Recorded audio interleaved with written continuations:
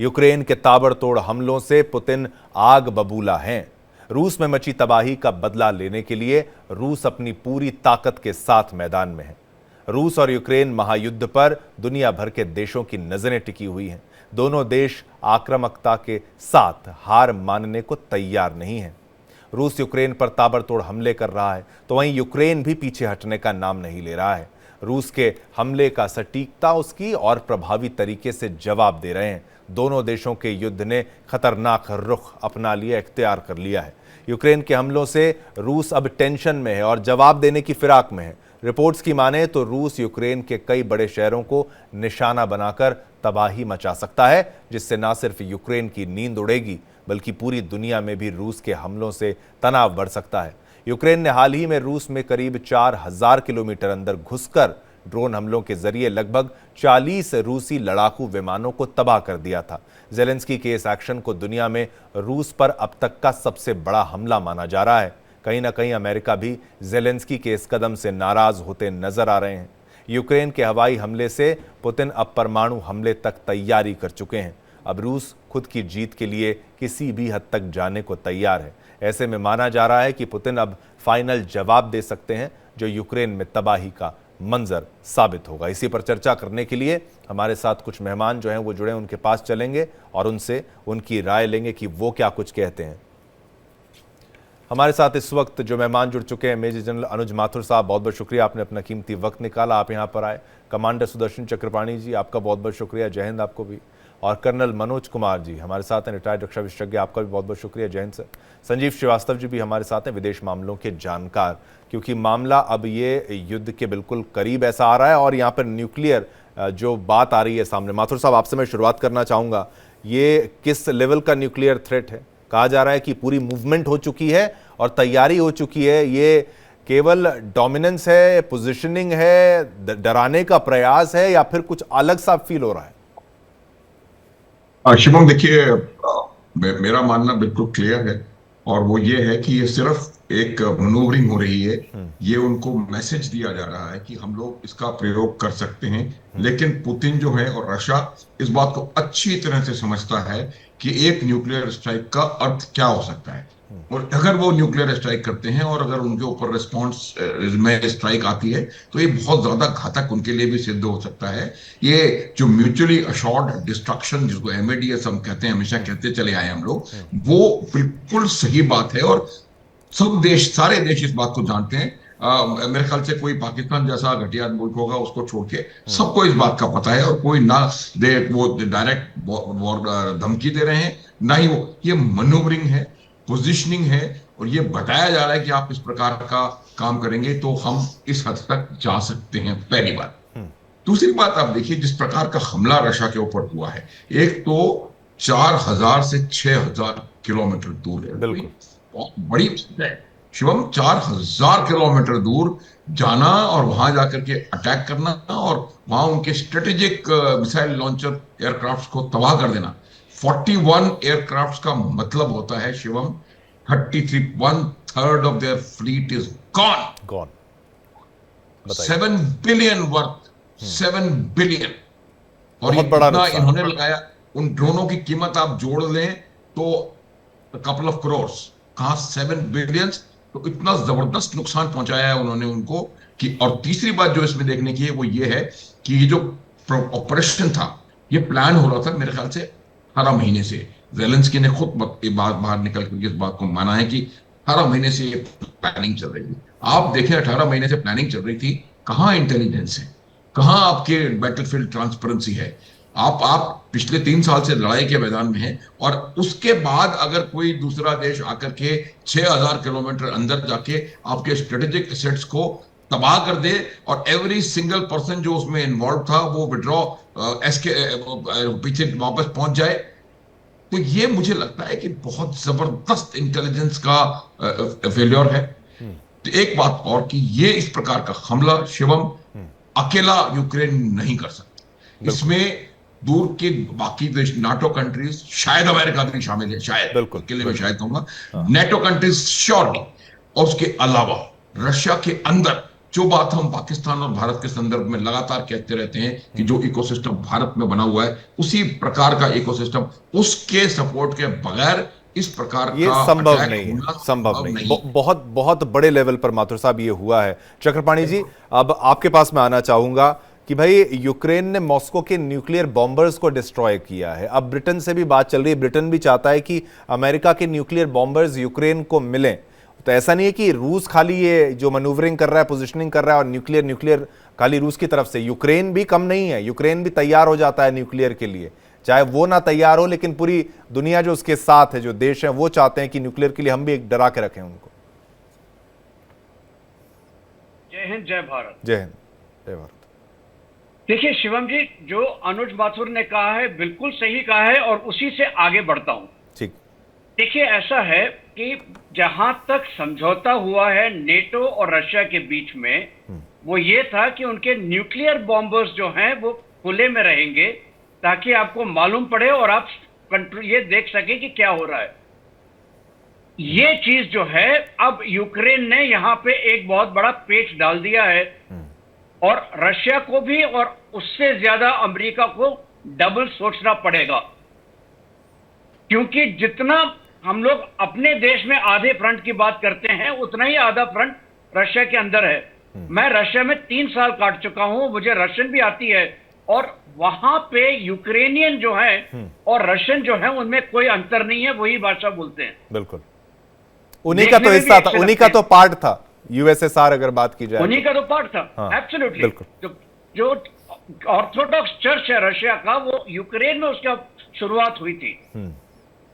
तो इसलिए एक ये दूसरी बात है। तीसरी बात, ये जो पोजीशनिंग है, ये देखिए टर्की में जो पीस के बारे में, समझौता के बारे में बात चल रही है, सिचुएशन ऐसी थी कि रूस सबसे हावी हो रखा था, उसके पास जमीन थी, उसके पास सब कुछ था और कुर्स्क एरिया में जो यूक्रेन अंदर आया था वहां पे वो क्षति खा चुका है।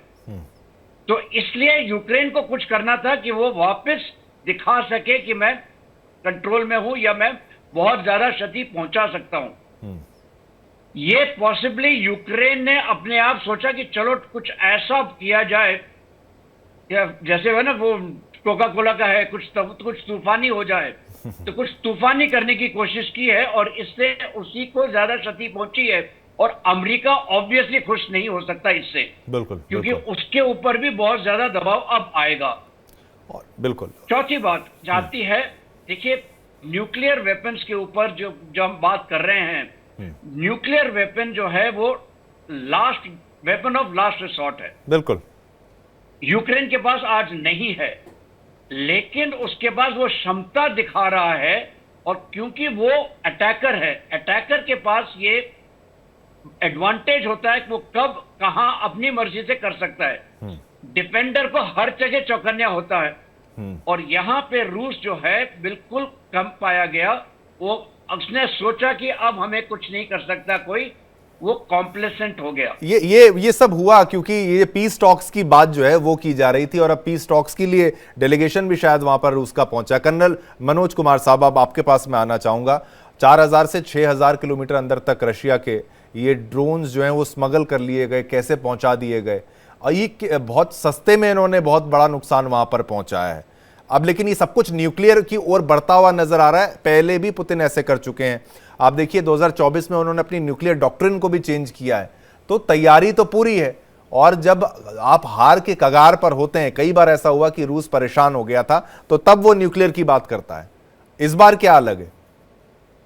देखिए 6000 नहीं 7000 किलोमीटर तक पहुंच चुके थे और इसका कारण ये था कि कहीं ना कहीं कंप्लेसेंसी थी, वो तो साफ जाहिर है, क्योंकि इनके पास, इनको लग रहा था कि अब ये बिल्कुल नेगोशिएटिंग टेबल पे आ गए हैं वगैरह वगैरह। लेकिन एक और बात समझदारी वाली है कि आप देखिए यूएस मतलब रशिया ये समझ रहा है, उसने क्या बोला है कि हम अनकंडीशनल सीज फायर नहीं करेंगे। कारण उसका क्या है, 40% 30% जो एरिया यूक्रेन का उन्होंने अभी भी कब्जे में, उनके कब्जे में है। वो अनकंडीशनल क्यों करेंगे? क्राइमिया उनके पास पहले से ही है। उसके अलावा, और ये जो बातें कह रहे हैं उसका जो एक अलग नैरेटिव है वो ये है कि ये जो बोल रहे हैं 41-42 एयरक्राफ्ट और ये बोलते हैं ये तो हमारे पूरे कंडम हो चुके थे एयरक्राफ्ट, उनको तो हमने वहां पे ओपन बे में रखा था। तो ऐसी बातें चल रही हैं, क्या सच्चाई है वो तो देखने वाली है, क्योंकि देखिए झूठ की बिना पे तो पूरा युद्ध चलाया है पाकिस्तान ने। बिल्कुल। और अब क्या सच्चाई है वो तो देखना पड़ेगा, क्योंकि हम लोग वहां तो घुसे नहीं है। हाँ। हमें उसकी पूरी मालूमात नहीं है, लेकिन मुझे लगता है ये भी इंफॉर्मेशन वॉरफेयर है। लेकिन अभी भी रशिया बड़े ऊंचे उस पर है पायदान पर, और वो पूरा जो उसको चाहिए वो करके दिखाएगा। अब वही डर है कि वो करके ना दिखा दे जो वो करना चाहता, कहीं न्यूक्लियर ना चला जाए। न्यूक्लियर नहीं होगा, न्यूक्लियर नहीं होगा, ये मैं आपको बताना चाहता हूं। एक रिस्पॉन्सिबल स्टेट की तरह रशिया कभी नहीं करेगा, ये तो आप तय मानिए। बिल्कुल। संजीव जी अब आपसे मेरा ये प्रश्न कि भाई अब बात चल रही थी पीस टॉक्स की, संजीव जी, लेकिन ये अंत कहां होगा, पीस होगा कि नहीं होगा? जब पीस की बात आने लगी है उसी दौरान ये हमले, ये छोटे छोटे ड्रोन्स हैं, बड़े ड्रोन्स नहीं है। देखिए शिवम जी, सबसे पहले तो मैं ये कहूंगा कि ये रशिया का एक मेजर इंटेलिजेंस फेलियर है। और रशिया को अब अपने जो इंटेलिजेंस के जो पूरे तंत्र को और अपने इंटेलिजेंस के जो असेसमेंट्स को रिव्यू करना होगा। और रशिया को अब इस बात को समझना होगा कि यूक्रेन और उसके साथ जाहिर है कि उसके पीछे अमेरिका और नाटो की शक्ति खड़ी है। वो डीप इनसाइड रशिया की जो टेरिटरी में जाकर के भी बड़े हमले कर सकते हैं। यदि रशिया इस मुगालते में था, इस कंप्लेसेंसी में था कि वो यूक्रेन इतने डीप इनसाइड नहीं आएगा, तो अब रशिया को आज के इस समय में अपने इस तरीके के जो असेसमेंट्स को त्याग देना चाहिए और हर तरीके के यूक्रेनियन रिस्पांस के लिए अपने आप को तैयार करना चाहिए। और ये मेरा असेसमेंट है कि रशिया एक जो बड़ी मिलिट्री पावर है, एक महाशक्ति है, वो इस अपने फेल्योर को और अपने असेसमेंट्स को करेक्ट करेगा और उसके बाद वो ऐसे मेजर्स लेगा कि जिससे कि वो यूक्रेन को रिस्पॉन्ड कर सके। ऐसे हमले यूक्रेन उसके अंदर न जा करके कर सके 6000-7000 किलोमीटर की दूरी तक। पहली बात मैं ये कहना चाहता था। दूसरी बात, जो बात बहुत स्पष्ट है कि जो रशिया और यूक्रेन दोनों जो नेगोशिएशंस करने जा रहे हैं उसमें वो अपनी अपनी पोजीशन ऑफ स्ट्रेंथ को मेंटेन कर रहे हैं। और ये जो शक्ति का प्रदर्शन है वो रशिया भी कर रहा है। ऐसा नहीं है कि यूक्रेन ने ही सिर्फ इतना बड़ा हमला किया है। अभी हाल के समय में रशिया ने भी एक बहुत ही बड़ा, जो अब तक का रशिया यूक्रेन के युद्ध का सबसे बड़ा ड्रोन हमला रशिया ने यूक्रेन के अंदर लॉन्च किया था। एरियल स्ट्राइक भी बहुत बड़ी लॉन्च की थी। और कुर्स्क के क्षेत्र में जो यूक्रेन ने एक बड़ी टेरिटरी अपने कब्जे में ले रखी थी, उसको भी छुड़ाने के लिए रशिया की फोर्सेस ने कैंपेन किया था। काफी सफलता भी मिली है। और ये जो पूरी स्थितियां हैं वो उसमें रशिया जाहिर है कि यूक्रेन को बड़े तरीके से टारगेट कर रहा था। और दूसरी तरफ वो नेगोशिएशंस की भी बातचीत कर रहे हैं और वो भी कह रहे हैं कि हम नेगोशिएशंस भी करेंगे, सीज फायर कभी होगा कभी नहीं होगा। तो रशिया का जो ये एक एम्बिग्यूटी जो बना के रखी थी रशिया ने, जाहिर है कि उसको यूक्रेन ने, और यूक्रेन के पीछे मैं बार बार कहूंगा कि जो रशिया के यूक्रेन के पीछे जो अमेरिका और नाटो की शक्ति है वो पूरी तरीके से है। इतना बड़ा हमला अमेरिका और नाटो के सहयोग के बिना हो नहीं सकता था। रशिया के विरुद्ध यूक्रेन यदि ये 3 वर्षों से ज्यादा इतना लंबा युद्ध लड़ पाया है तो उसके पीछे अमेरिका और नाटो की शक्ति है। और जाहिर है कि उसमें उसके इंटेलिजेंस की भी पावर है। ये बात बहुत स्पष्ट है, जैसा कि माथुर साहब ने इसकी तरफ स्पष्ट रूप से संकेत दिए। तो ये इसमें कोई दो राय नहीं है कि अब जो United states of America, NATO तथा यूक्रेन का असेसमेंट ये है कि रशिया को डेटर करना होगा। और रशिया को डेटर क्योंकि वो जानते हैं, अमेरिका और नाटो यूक्रेन जानते हैं कि रशिया के राष्ट्रपति व्लादिमीर पुतिन बेहद महत्वाकांक्षी है। यदि उन्हें इस बात का एहसास होता है कि वो यूक्रेन में उनकी विजय हो गई है और वो, तो जाहिर है कि वो यूक्रेन तक नहीं रुकने वाले। वो यूक्रेन के बाद जॉर्जिया, मोल्डोवा, स्वीडन, फिनलैंड और अनेक तरीके के बड़े सपने पाल रखे हैं। पुराने सोवियत यूनियन का गौरव हासिल करना चाहते हैं पुतिन साहब। तो ऐसे में ये जो उनके महत्वाकांक्षाएं हैं उसको अमेरिका, नाटो, यूक्रेन बहुत अच्छी तरह से जानते हैं। इसी वजह से वो जो भी अपनी अभी जो पॉस्चरिंग कर रहे हैं, इसको मैं पॉस्चरिंग कहूंगा। मैं बिल्कुल माथुर साहब से सहमत हूं। एक मैन्यूवरिंग है, पॉस्चरिंग है।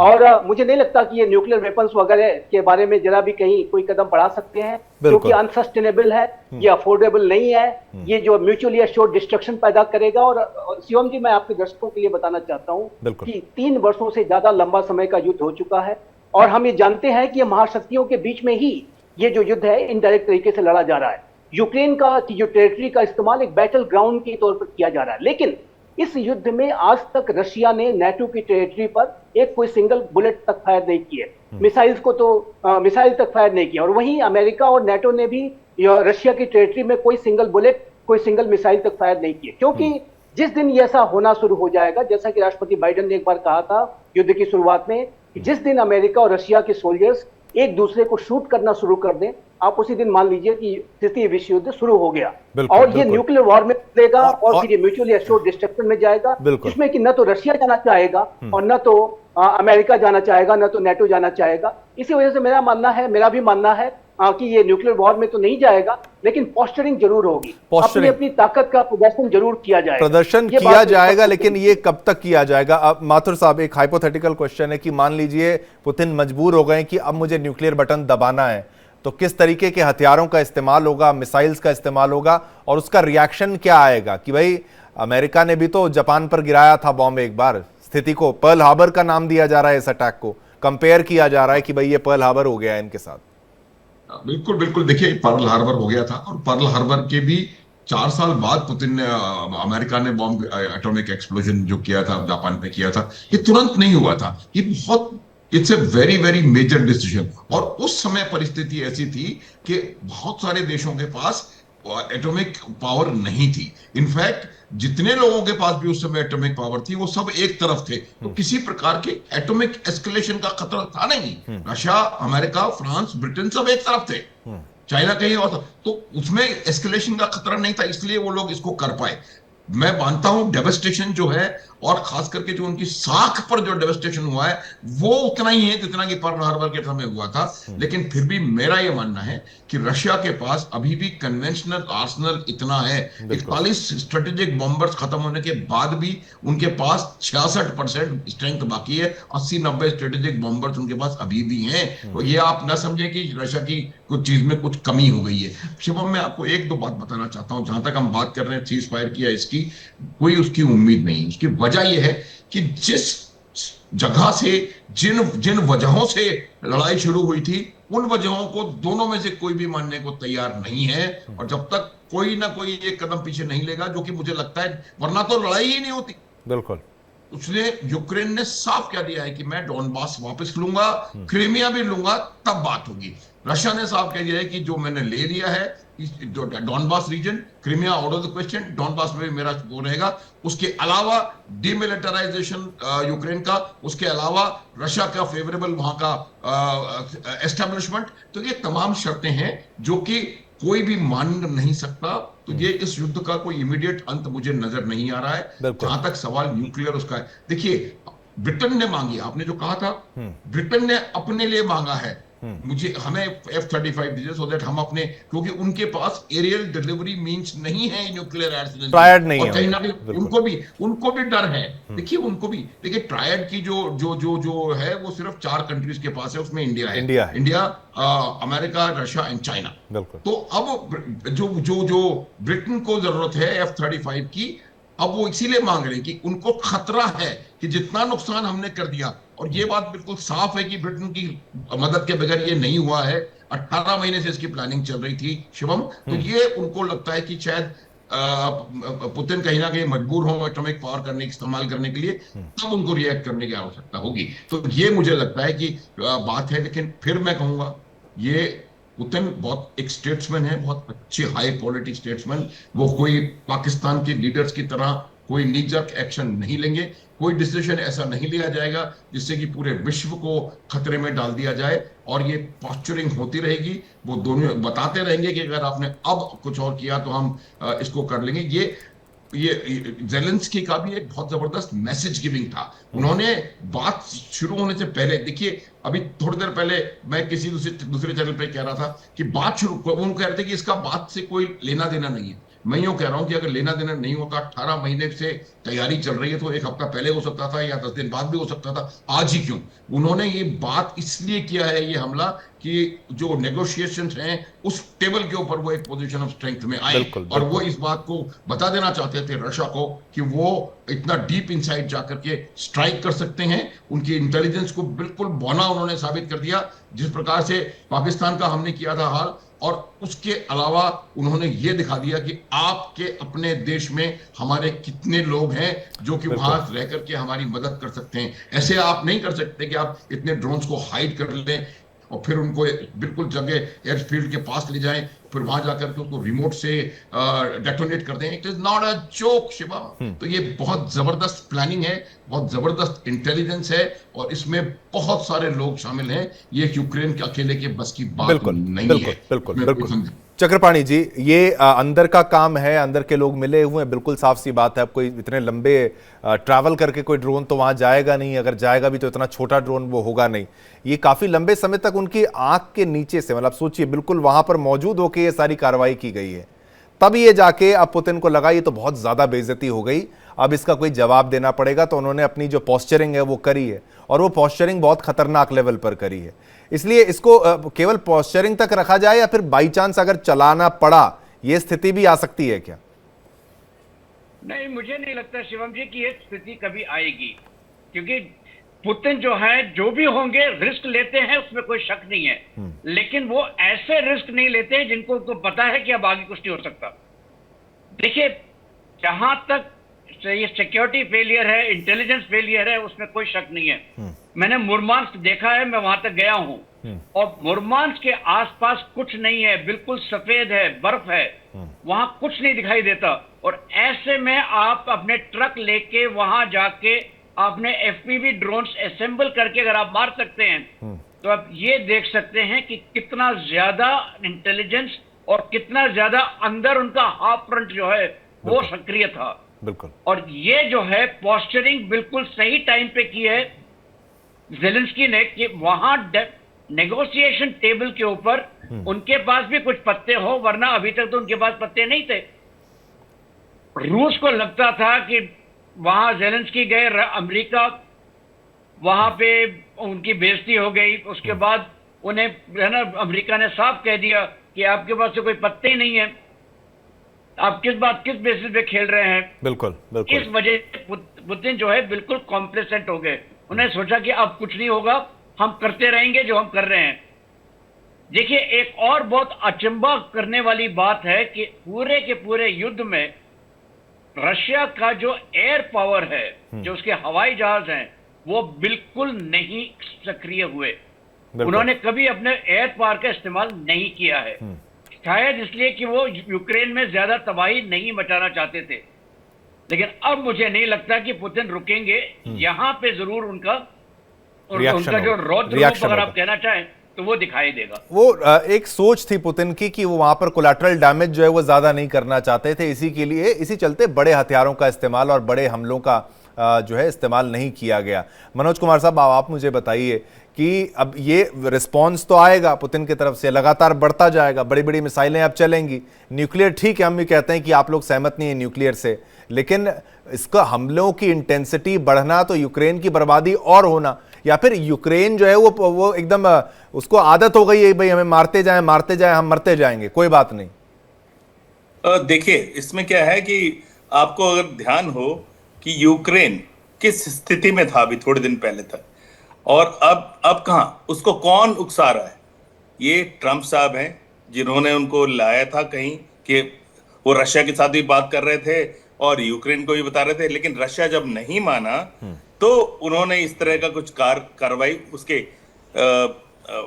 ज़ेलेंस्की के थ्रू कराया है। लेकिन मेरा ये कहना है कि अभी रशिया को बिल्कुल हल्के में नहीं लेना चाहिए।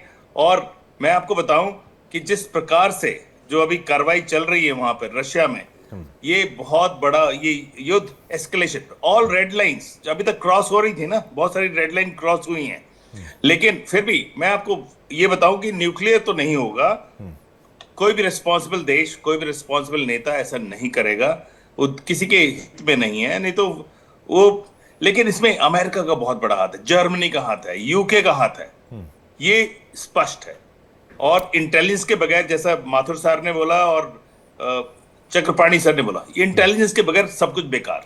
बिल्कुल। और ये जो बोल रहे हैं जेलेंस्की बोल रहे हैं ना कि मैंने तैयारी की है 18 महीने से, इनकी तैयारी नहीं है, ये अमेरिका की तैयारी है, ये फ्रांस की तैयारी है, ये जर्मनी की तैयारी है, ऐसा मुझे लगता है। जी। बिल्कुल, ये सभी की तैयारी है। अब श्रीवास्तव साहब, आगे क्या होने वाला है? अब आप इसको कैसे एनालाइज करेंगे कि आगे आने वाले ये कुछ महीने, दिन, ये यानी ये तो बहुत लंबा तो वैसे ही चल रहा है, 3 साल तो हो ही गए इसको, और कितना समय, और आगे इसको लेकर, ये हमले को लेकर, पोस्चरिंग को लेकर आगे क्या होने वाला है?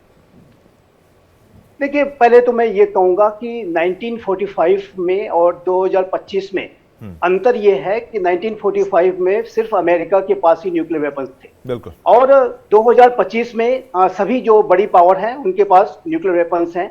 और ऐसे में सबसे ज्यादा अब रशिया के पास, सबसे ज्यादा रशिया के पास आज की डेट, सबसे ज्यादा रशिया के पास है। हाँ। और अन्य राष्ट्र भी अपनी संख्या को बढ़ा सकते हैं एनी टाइम। और ये जो संख्या है और कैपेबिलिटीज हैं, जो हिरोशिमा नागासाकी के वेपन्स थे वो बहुत ही लो यील्ड के कम कैपेबिलिटीज के वेपन्स थे, और तब उन्होंने इतनी भारी तबाही मचाई। आज की वेपन्स की जो कैपेबिलिटीज हैं उसके बारे में कल्पना भी नहीं की जा सकती, तो कितनी बड़ी तबाही मचा सकते हैं, पूरी दुनिया ही समाप्त हो सकती है। इस तरीके की कैपेबिलिटीज हैं। तो ऐसे में जाहिर है कि कोई भी राष्ट्र अपने न्यूक्लियर वेपन्स का इस्तेमाल करने से पहले अपने जान के बारे में तो सोचेगा ही, अपने सर्वाइवल के बारे में सोचेगा। और ऐसे में कोई भी चाहे वो किम जोंग उन जैसा तानाशाह ही क्यों ना हो, पाकिस्तान का मुल्ला मुनीर ही क्यों ना हो, जाहिर है कि वो नहीं जाना चाहेगा। और जाहिर है कि ऐसे में जो न्यूक्लियर वॉर की स्थितियों में मैं नहीं देखता कोई जाएगा। और पुतिन तो वैसे भी एक बड़े स्टेट्समैन हैं, और वो एक संतुलित विवेकपूर्ण तरीके से सारे एग्रेशन को करते हैं, जो भी उन्होंने युद्ध वगैरह लॉन्च किए हैं। तो ये मुझे नहीं लगता कि ये न्यूक्लियर वॉर में जाएगा। लेकिन जो आपने पूछा आगे की क्या स्थिति होगी, देखिए, मैं स्पष्ट रूप से देखता हूं कि रशिया को नेगोशिएशंस को लेकर के गंभीरता दिखानी होगी। और यदि रशिया ने एम्बिग्यूटी को बनाए रखा, रशिया ने डिली डैलिंग की, कभी किसी बात पे रहना, कभी किसी बात पे चले जाना। राष्ट्रपति डोनाल्ड ट्रंप ने कई बार अपनी निराशा व्यक्त की है, कई बार उन्होंने कहा है कि अगर आपने ऐसे ही रुख दिखाया तो मैं अपने आप को बैकआउट कर लूंगा। और बैकआउट करने का आशय आपके दर्शकों के लिए मैं बताना चाहता हूं कि यूनाइटेड स्टेट्स ऑफ अमेरिका यदि बैकआउट की बात कर रहा है तो वो यूक्रेन के साथ और शक्तिशाली तरीके से खड़ा होगा। अगर बैकआउट होगा तो ये होगा।